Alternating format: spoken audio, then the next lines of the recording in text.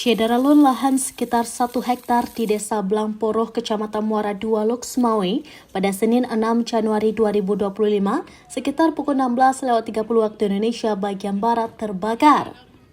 Lokasi kebakaran lahan pun sangat dekat dengan rumah masyarakat sehingga sempat membuat warga sekitar panik. Namun cepatnya proses pemadaman api pun tidak sempat mencapai bangunan rumah warga. Satu titik lagi yang di atas. Sedangkan untuk proses pemadaman kebakaran lahan kali ini, 2 unit damkar dari Pemko Loksmawe sempat dikerahkan ke lokasi.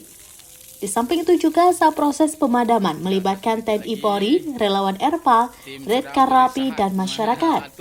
Kasih Pemadam Kebakaran Kota Loksmawe, Ibrahim menjelaskan pihaknya mendapatkan laporan adanya kebakaran lahan di lokasi tersebut sekitar pukul 16.30 waktu Indonesia bagian Barat.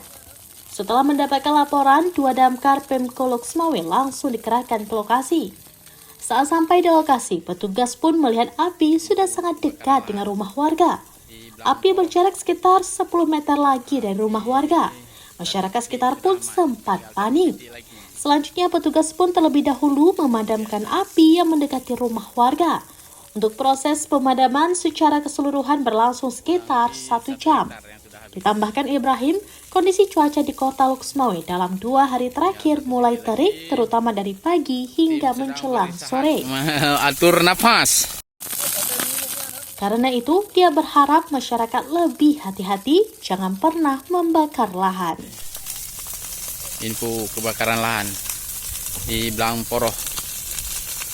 Api 1 titik sudah aman, tinggal 1 titik lagi. Yang di atas.